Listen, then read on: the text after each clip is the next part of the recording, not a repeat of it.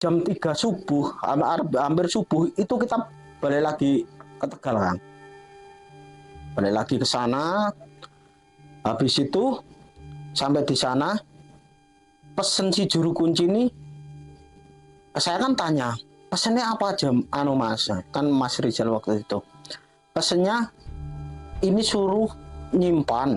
Habis itu setiap malam Jumat Kliwon apa Jumat apa itu suruh muter rumah 7 kali, tapi keadaan telanjang Kang.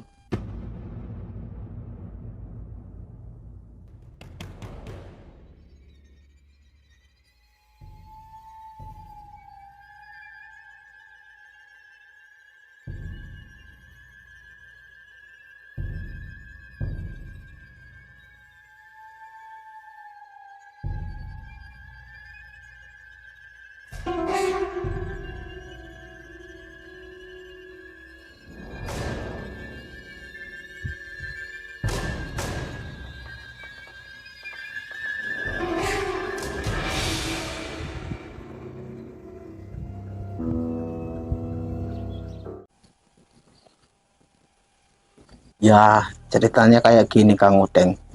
Saya sudah banyak ketipu dari oknum-oknum dukun yang nggak bertanggung jawab. Mulai dari uang habis sudah banyak, modal banyak banget udah terbuang. Nah, waktu itu ceritanya kayak gini Kang. Jarak beberapa bulan kemudian ada teman lah datang ke rumah itu.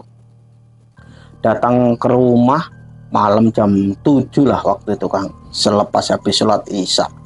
Datang ke rumah sama istrinya. Cara cuma main. Dia juga sama-sama sering ketipu Kang. Sama juga seperti saya. Hampir seperti saya. Nah itu kan kita bareng-bareng lah cari solusi ke situ Kang. Dia punya teman katanya, punya kawan, punya kenalan di daerah Wonogiri waktu itu Kang. Diajaklah ke sana, diajak untuk mencari lagi lah, kiranya mungkin bisa sukses. Nah, saya juga pamit sama istri setuju berangkat ke sana. Berapa orang berangkat ke sana, Pak? Waktu itu saya berangkat 2 orang Kang. Saya bawa motor Kang ke sana. Sampai sama temennya? Iya. Dari Tegal itu ya? Iya, dari Tegal. Saya ke sana berdua cuman. Itu cuma modal nekat Kang waktu itu Kang. Kita cuma bawa uang kalau nggak salah 500.000 itu Kang. Jalan cuma pikiran kita udah kemana-mana, nggak ada pikiran untuk fokus ke jualan lagi itu nggak ada. Kita fokus untuk mengembalikan uang yang banyak ditipu orang itu tadi Kang. Nah, sampai ke sana kita tanya alamat ke sini. Orang yang kita cari ini ternyata kerja Kang di Jakarta. Kerja di Jakarta, kita minta nomor WA sama alamat si juru kunci itu. Habis itu kita dikasih, kita telepon, habis itu datanglah ke rumahnya itu. Oh, orang itu nggak tahu di Sherlock. Jadi kita bingung sendiri. Taunya cuma dikasih alamat belok kanan, belok kiri, belok kanan, belok kiri, Kang. Jadi bingung lah. Sama-sama bingung. Jadi kita tanya di orang sama juru kunci itu dapat rumahnya. Nah, sampai sana ditanyai maunya apa, tujuannya apa. Nah, kawan saya minta, saya ingin usahanya lancar, pengen kayak gini seperti semula. Ya, oke, kalau memang kayak gitu, nanti persyaratannya beli kembang sama beli sesajen, beli dupa, beli kemenyan, beli rokok, terus kopi hitam manis, pahit, teh, itu tumpeng itu udah dibuatin semua ke sana. Sore kita langsung ritual Kang ke sana. Itu di tempatnya pertama kan kita berdua ke sana tuh, saya juga mau ikut rencana, juga mau mengikuti itu. Tapi berhubung waktu itu ritualnya di tempatnya gelap, terus di situ cuma bawa senter, di dekat makam itu kayaknya jarang dipakai lagi. Ada batang besar banget, nggak tahu batang apa, batang beringin apa batang apa. Disitulah ritual. Saya nggak mau ikut Kang, saya mundur, saya takut. Saya tanya sama juru kuncinya, Ini pesugihan apa ini Mbah?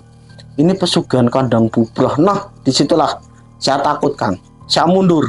Perlahan saya mundur. Wih, kalau gini aja saya nggak berani. Habis itu kawan saya berani Kang. Masih nekat dia. Nggak apa-apa, saya berani. Oke, monggo silahkan kalau kamu berani. Habis itu datanglah ke situ. Sendirilah. Dia ditinggal di situ selama 2 jam Kang. Kita tinggal keluar dari lokasi itu 2 jam. Di situ nanti katanya dibisiki apa sampai dupanya ini mati. Itu batas waktu 2 jam itu dupa pasti mati. Nah, setelah 2 jam kita hitung dari itu 2 jam itu suruh bawa kain mori kecil. Nah, nanti suruh bawa tanah yang dari batang itu tadi. Suruh ngasihkan di juru kunci. Habis itu ya memang benar itu di BCI cuma suruh ngambil itu aja Kang. Katanya ada suara cuma orang ngomong. Kamu ambil tanah di sini, kamu tasik di kain mori, kamu kasihkan ke juru kunci. Cuman situ aja Kang. Habis itu balik lagi orang itu sudah temui juru kunci dikasihkan. Habis itu diritual sama juru kunci lagi. Habis itu kita mau mau ngamplop nggak mau, si juru kunci ini nggak mau diamplopi. Nanti kalau udah berjalan lancar, nanti setiap Jumat apa gitu, saya lupa waktu itu. Soalnya mereka ngobrolnya berdua Kang. Kalau yang nggak ikut ritual itu nggak boleh tahu. Habis itu kan datanglah. Habis itu ya sudah kita balik. Malam itu Kang, jam 3 subuh, hampir subuh itu kita balik lagi ke Tegal Kang. Balik lagi ke sana. Habis itu sampai di sana pesen si juru kunci ini. Saya kan tanya, pesennya apa aja Mas? Kan Mas Rizal waktu itu. Pesennya ini suruh nyimpan. Habis itu setiap malam Jumat Kliwon apa Jumat apa itu suruh muter rumah 7 kali. Tapi keadaan telanjang Kang. Tidak boleh dilihat siapapun itu, dari keluarga, dari orang lain nggak boleh melihat. Itu suruh telanjang bulat jam 12 malam itu. Suruh muter ke kanan 12 kali sambil baca mantra yang dikasih itu. Nanti berhenti di pas yang tadi mulai awal. Habis itu muter lagi. Tapi ke belakang Kang mundur. Nggak maju, mundur. Itu selama 7 kali juga. Nah, selang beberapa minggu saya lihat belum ada perkembangan Kang. Soalnya saya jarang lihat sih, jarang saya ngobrol-ngobrol jarang. Nah, setelah berapa bulan kemudian itu berubah drastis Kang. Berubah dengan drastisnya. Mobil, motor udah ada. Kemarin waktu awal mula itu jual mobil, dia udah nggak punya mobil waktu itu. Terakhir saya lihat tuh nggak punya mobil. Habis itu udah punya mobil Pajero 1, mobil Fortuner 1, mobil PS 125 itu ada 2. Terus mobil PS Cumplung yang kepala bulat itu ada 2. Itu yang buat narik balok. Saya berpikir, wih sekarang maju pesat orang ini aku. Dulu Kang rumahnya mau dijejek sama kambing, sapi aja rubuh Kang. Nah disitulah saya mulai heran, wih. Tapi di situ saya ada merasa kejanggalan Kang. Memang di situ katanya sih nggak pakai tumbal Kang. Tapi ternyata kita ambil dari anaknya. Di anaknya nggak dibunuh nggak Kang. Ternyata anaknya ini cacat Kang. Dia punya anak 3 sekarang. Yang satu ini normal sebelum mengambil barang kemarin pesugihan. Yang 2 ini Kang aneh. Ada yang kakinya melengkung, lidahnya agak julur. Ini yang satu yang lahir yang ke nomor 2. Yang nomor 3 ini aneh lagi Kang. Ini nggak mau namanya, mulutnya ini tertutup. Mulutnya buka terus, jadi keluar liur terus kayak gitu. Setiap minta apapun si anak ini selalu dituruti Kang. Setiap minta apapun dituruti. Nah, saya coba tanya Kang, kan saya mengulas di situ, saya tanya, Mas, itu terus gimana, ada tumbal-tumbalnya enggak? Kalau kita lupa, itu anak kita yang diambil. Tapi kalau kita memang nggak lupa, yo kejadiannya kayak gini. Kalau kamu memang mau, ayo jalani lagi. Saya nggak mau, Kang. Terus terang saya nggak mau. Nah, habis itu nggak lama saya mundur. Sebelum 1 tahun, rumah ini bagus dibongkar lagi, Kang. Dibongkar terus. Nah, yang saya heran waktu itu saya masuk ke rumah itu baru pertama kali waktu yang rumah besar itu baru masuk sekali, Kang. Ada satu rumah, ini ada satu kamar, ini nggak boleh dimasuki, Kang. Itu pun udah ditralis, habis itu masih dikunci juga, masih dirantai. Kuncinya ada 3. Saya tanya, Mas, kenapa kok itu dikunci? Itu kamar bagus buat tidur aja. Oh, jangan ini kamar nggak bagus buat tidur. Bilangnya kayak gitu, Kang. Nah, saya singkat cerita, saya berpikir orang ini kok semakin aneh ya. Yang saya heran lagi, Kang, waktu itu ada orang yang dari Klaten, ceritanya beli meja. Meja itu ukuran sekitar 70 kali 50 lah, Kang. Lebarnya itu. Tinggi paling sekitar setengah meter. Kalau tawaran orang normal, kalau jualan orang normal itu hanya paling sekitar 700.000, Kang. Tapi ini laku sampai 4 juta loh, Kang. Pertama, itu pun saya melihat dengan mata kepala saya sendiri. Yang kedua, waktu itu ada yang kursi lenong, itu kalau beli mentahan belum dipelitur, itu paling dengan harga sekitar 2 juta, 2 juta setengah. Itu minta pelituran dibayar 7.800.000 dibayar cash, nggak ngutang, Kang. Setiap yang jadi omongan harga orang ini selalu dituruti sama si pembeli. Nah, waktu itu malam ceritanya, saya main ke sana, ceritanya ngopi lah, biasa ngobrol ngopi. Sore itu saya ikut nurunin kayu yang waktu itu datang dari, kalau nggak salah ngambilnya dari Pabuaran waktu itu. Ukuran itu 4,25 meter. Bulatan kayu ini ukuran 15. Itu waktu itu beli sama saya aja 700.000. Bisa laku 4 juta. Kalau berpikir secara logika, orang ini memang benar-benar ngoyo apa gimana? Kayak gitu loh, Kang. Makanya dalam diri saya merasa aneh kayak gitu. Tapi Mas Rio ini dengan temannya Mas Rijal ya? Iya. Ini rumahnya jauh nggak? Sekitar selang 3 rumah lah. 3 rumah ya? Berarti setiap hari ketemu lah? Iya, setiap hari ketemu. Nggak pernah ngobrol-ngobrol, berarti kamu sudah berhasil gimana gitu? Enggak, Kang. Sekarang dia udah tertutup, Kang. Semenjak jadi kejadian itu nggak pernah, nggak itu, Kang. Setelah habis ritual di Wonogiri itu nggak pernah nggak pernah fair-fairan nggak dulu? Nggak fair-fairan, cuma saya tanyai, terakhir saya tanya masalah kamar itu, Kang. Habis itu nggak mau lagi, negor-negor saya nggak mau lagi itu. Nah, waktu itu kan yang apa namanya, ada akikoh kan, Kang. Seharusnya kan anaknya habis lahir itu di akikoh. Nah, ternyata anak lahir ini dua-duanya di akikoh barengan, di akikoh kambing 4 ceritanya, Kang. Kambing 4 ini dipotong, semuanya dipotong, tanduknya tanduk panjang semua. Itu dipotong, tapi nggak boleh baca basmalah, Kang. Langsung dipotong. Si darah ini nggak boleh dibuang. Yang motong siapa itu? Yang motong itu kalau istilahnya di sana tuh kaum lah, kayak mudin lah. Nah, kayak gitu, dipotong. Tapi dibilangin nggak boleh bismillah. Nggak boleh baca bismillah. Nah, habis itu dipotong, kepalanya diambil, 4 ini diambil kepalanya 4 diambil, terus ditaruh di nampan. Tapi nampan berbentuk dari bambu, Kang. Nah, itu dikasih duit lembaran sekitar 1 juta. Di nampan tadi? Di nampan tadi, sama ada tumpeng-tumpeng berapa, ada 4 macam itu. Ada apa namanya, bubur yang warna coklat sama yang warna putih di situ. Di situ disuruh gali, disuruh nutup di depan rumah. Habis itu digali, ditutup. Yang gali ini 1 orang dibayar 400.000, Kang. Waktu itu ada 4 orang yang gali.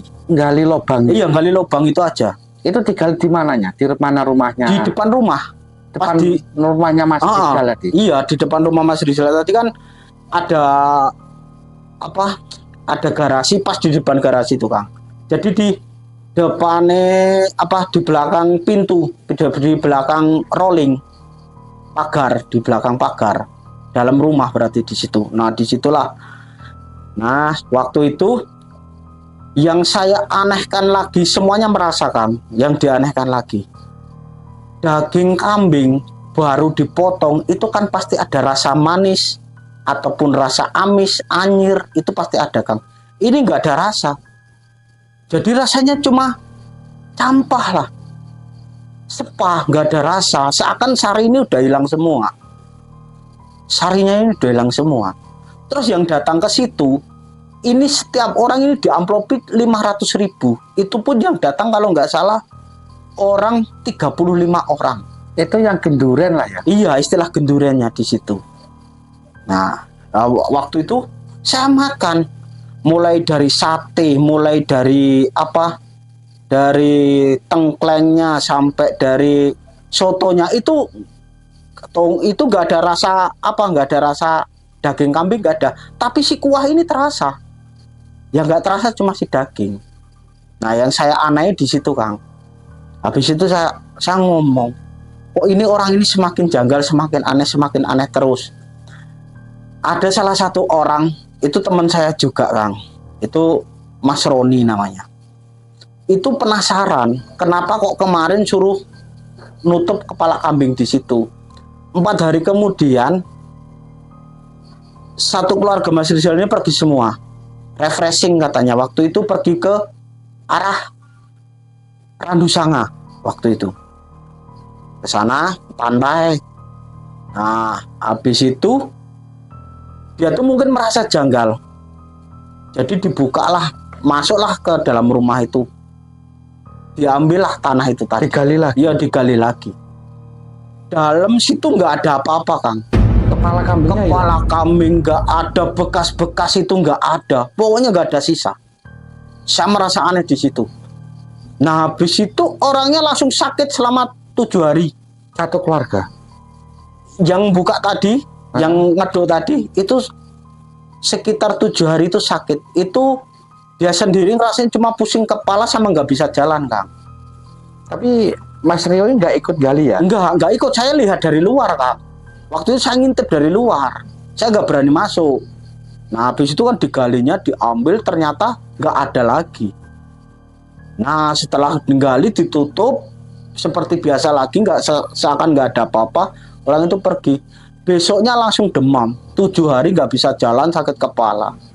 Habis itu ditanyakanlah sama Ustadz, katanya ini terkena barang sesuatu yang mungkin ini buat pesugihan orang. Nah ceritanya kayak gitu. Makanya kan saya juga bingung, dari awal mula orang ini rumahnya kayak gini, bisa kayak gini, sekarang pun mebelnya ini semakin besar Kang, semakin besar. Saya lihat ini yang dulu cuma satu mebel, ini udah mulai 7 mebel. Pengambilan sekarang dari Jepara, dari Bali, pengirimannya mulai ke luar negeri semua. Yang saya aneh, nggak ada satupun orang lokal yang ngambil. Itu kebanyakan orang luar semua. Mulai dari Solo, mulai dari Jogja, Klaten, Magelang, Semarang, kebanyakan di situ Kang. Boyolali, kebanyakan dari situ. Nggak ada orang yang di lokalan situ, nggak ada. Makanya saya bingung, kok bisa kayak gini. Dia pun sekarang selalu tertutup Kang, nggak kayak kemarin-kemarin sering ngobrol sama teman-teman, sering biasa ngopi-ngopi, itu nggak lagi. Semenjak ketahuan itu digali itu nggak mau lagi kayak gitu, nggak mau ngobrol-ngobrol sama Apa teman. mungkin dia merasa dipantau oleh masyarakat gitu ya? Kayaknya iya Kang, waktu itu memang saya juga mungkin kelihatan nggak nyangka kalau dia tuh ada CCTV Kang. Nggak tahunya ada CCTV memang di situ.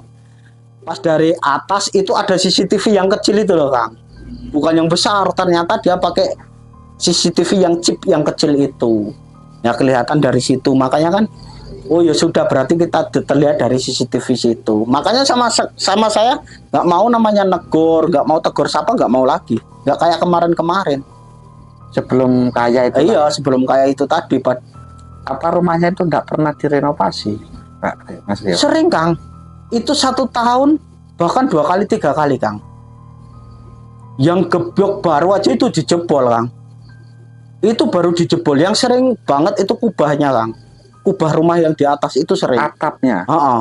atapnya itu dibongkar. Iya, dibongkar itu sering. Itu paling sekitar 6 bulan itu langsung dibeneri. Tapi sebelum beneri, Mas Rizal ini pergi dulu,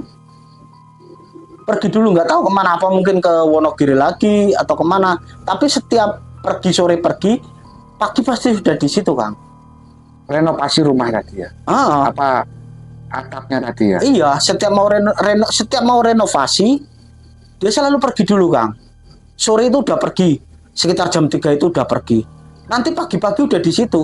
Padahal kita selalu di pos ronda, itu selalu sampai jam 2, jam 3. Itu selalu nggak kelihatan. Tapi mungkin selepas itu dia baru nyampe di rumah, Kang. Soalnya kan jaraknya lumayan jauh. Tapi rumahnya itu tertutup enggak? Tertutup. Ada pagarnya juga. Iya, keliling, tembok keliling. Itu pun sekitar 2,5 meter, Kang. Tingginya. Oh, tingginya tembok itu. Jadi nggak kelihatan dari Nggak kelihatan luar. dari luar, nggak kelihatan. Dari depan pun tertutup rapi. Kayak gitu. Mas Rio ini kan bersama dengan Mas Rizal temennya kan bersama-sama mencari pesugihan lah ya. Iya. Masa Mas Rizal ini nggak mau bantu sama Mas Rio? Jujur, Kang, saya pernah pinjam modal 1 juta aja nggak dikasih, Kang. Malah Mas Rizal ini ngomong, kalau kamu mau pengen, kamu ikuti saya. Kalau nggak mau ya sudah. Nah kayak gitu, Kang. Padahal ongkos waktu pertama ke sana itu dari saya, Kang. 500.000 itu uang pinjaman dari saya waktu itu. Sampai saya suruh ngirim istri saya lagi suruh ngirim. Waktu itu saya suruh pinjam istri. Pertama kalinya untuk beli sajen-sajen ini waktu itu kayak gitu, Kang. Tapi nggak tahu akhirnya kayak gini. Makanya bersama dulu ya. Iya, berangkatnya kita bersama, sakitnya kita bersama. Saya bawa motor dari Tegal itu nggak gantian, Kang. Saya sendiri bawa motor dari Tegal sampai ke Wonogiri itu sendiri, Kang. Nah, giliran sampai sana pulangnya pun saya bawa sendiri. Paginya itu nggak apa namanya, nggak gantian motor, nggak. Jadi saya bawa motor sendiri, pulang perginya sendiri. Uang yang dipinjam 500.000 sampai sekarang pun nggak dikasih, Kang. Makanya kan ya sudahlah, nggak apa-apa kan ngomong kayak gitu. Tapi kenapa Mas Rio waktu di Wonogiri itu nggak berani? Soalnya kayak gini, Kang. Awal mulanya si juru kunci ini bilang, kalau nanti kamu punya anak lagi, kamu pasti punya anak cacat. Kalau kamu nggak bikin istilah renovasi rumah jangka waktu 1 tahun, pasti salah satu anak kamu ada yang diambil. Kalau memang kamu nggak punya anak, berarti istri kamu yang diambil. Kalau kamu nggak punya istri, berarti diri kamu yang diambil. Kalau nggak dari orang tua kamu, bapak atau ibu kamu yang diambil. Kayak gitu, Kang. Itu selalu kayak katanya juru kunci ini, si yang buat pesugihan ini selalu bisiki, jangan renovasi, selalu kayak gitu, Kang. Tapi kalau memang kita amalkan setiap Jumat kan motong kambing itu, Kang. Setiap Jumat harus motong kambing itu, Kang. Setiap Jumat. Setiap Jumat motong kambing. Buat apa itu? Nggak tahu, Kang, itu katanya buat ritual. Setiap Jumat. Tapi anehnya sih badan kambing ini nggak tahu kemana. Cuma kepalanya yang diambil. Nggak dibuat selamatan? Nggak ada. Tapi bener motong sendiri? Motong sendiri. Setiap hari Jumat itu beli kambing, ke pasar beli kambing, dipotong. Kalau memang dipelihara, otomatis kan tahu, Kang, suara-suara kambing ada. Di situ nggak ada. Kalau kambing. dimasak minimal nggak mungkin habis lah. Iya, nggak mungkin habis setiap Jumat loh, Kang. Kalau mungkin setiap Jumat Kliwon ataupun apa, mungkin kan itu agak jauh lah. Nah, kalau setiap Jumat kan 1 minggu. 1 minggu. Nah, ini badannya ini ditaruh di mana? Nah, yang kemarin jadi pertanyaan itu kayak gitu, Kang. Makanya saya bingung. Habis itu udah saya nggak mau lagi berteman lah, saya diam aja. Kemarin istri juga tanya, minta ya aja duit yang kemarin yang buat ke sana, nggak usah lah, biarlah kita ikhlasin aja lah. Bilang kayak gitu Kang. Tapi kan Mas Rio masa nggak pernah ngobrol sama Mas Rijal, tapi sekarang udah sukses ya. Berarti ritual yang di Wonogiri itu berhasil. Itu gimana? Kiri nggak pernah tanya kayak gitu. Saya pernah Kang tanya kayak gitu. Dia cuma bilang kayak gini, ya memang ini rezeki aku lah. Mungkin kalau kamu nggak berani, mungkin kamu belum punya rezeki. Bilangnya kayak gitu Kang. Ya sudah, saya diam aja. Saya coba pinjam, yang saya sakit hati cuma pinjam waktu itu. Kalau kamu pengen seperti saya, ikuti jalur saya. Kamu beranikan. Nah kayak gitu. Mungkin dia nggak mau ngasih uang itu biar Mas Rio itu ikut ritual. Iya. Gitu ya. Kalau pengen kaya ya ikut aja ritual. Iya. Kalau nggak pengen kaya ya miskin aja mungkin. Iya, gitu ya. kayak gitu kan. Memang mau dimodali Kang waktu itu, tapi saya nggak mau Kang. Karena resikonya terlalu Iya, resikonya terlalu besar. Saya kan pertama, kalau nggak anak, istri, kalau nggak istri orang tua. Kalau nggak orang tua diri sendiri. Mungkin kalau diri sendiri mungkin anak bisa masih menikmati Kang sama istri. Tapi kalau anak, kita nyari segini banyak untuk anak, untuk istri, untuk orang tua. Nah kayak gitu loh. Makanya kan kemarin saya mikir, enggak lah, nggak usah lah Mas, monggo silakan kalau sampean. Sampai kapanpun duit ini nggak akan dikembalikan Kang. Yang 500.000 itu nggak akan dikembalikan. Dari Tegal ke Wonogiri itu, tapi belum tahu arahnya ke Kandang Bubah ya. Belum tahu Kang. Mas Rio itu nggak tahu kalau itu arahnya ke situ. Nggak tahu Kang. Nggak tahu. Arah pertamanya itu cuma Mas Rizal ini diomongin katanya suruh nemui kawannya yang ada di Wonogiri. Habis itu kawannya ke Jakarta. Nah, mau ditelepon terus ini gimana? Nah, di Jakarta dikasih nomor juru kunci itu tadi, suruh nemui juru kunci itu tadi. Katanya awal itu nggak masuk ke situ Kang. Awalnya itu katanya cuman minta rezeki lancar aja, nggak nyampe istilah kayak motong kambing ini itu nggak ada. Istilah minta di batang besar itu nggak ada. Cari pelarisan. Iya, istilahnya cuma cari pelarisan lah kayak gitu. Itu tahun berapa dulu? Itu kejadiannya belum lama Kang. Belum lama. Itu kejadiannya itu kalau nggak salah tahun 2017-an Kang. 2017. Masya Allah ya, gitu sobat. Inilah kisah dari Mas Rio. Mas Rio ini banyak kisah-kisah yang pilu juga, yang seru lah Mas Rio ya. Kalau boleh tahu Mas Rio ini mencari kayak gitu sampai berapa kali Mas Rio? Saya hitung itu kalau dalam ingatan saya Kang, itu masih yang dalam benak saya yang terlalu banyak, sekitar 5-6 kali Kang. Itu yang masih keinget lah. Belum yang minta-minta istilah kayak kedukun ataupun apa untuk penglaris, itu udah nggak terhitung itu Kang. Itu dari ujung ke ujung. Karena Mas Rio ini carinya pilih-pilih lah ya. Iya. Pilih-pilih risikonya yang minim lah. Iya. Yang kalau bisa nggak ada risiko. Iya. Tapi harus diingat Mas Rio, semua namanya pesugihan pastilah mengandung risiko. Apa itu ya? Kalau nggak ada tumbal, pasti ada stres anak kita ya, cacat, pasti Mas Rio. Nggak ada namanya tanpa risiko. Beda dengan ilmu. Kalau ilmu pengetahuan nggak ada risiko. Ya. Makanya kalau bisa itu kerja di alam manusia, di dunia ini ya kerja kita pakai akal, kecerdasan. Untuk jasad kita ya kerja pakai akal kita, nggak usah minta-minta bantuan nggak gitu. Ya, Ya. gitu sobat ya. Ya kita tutup dulu. Assalamualaikum warahmatullahi wabarakatuh. Waalaikumsalam warahmatullahi wabarakatuh.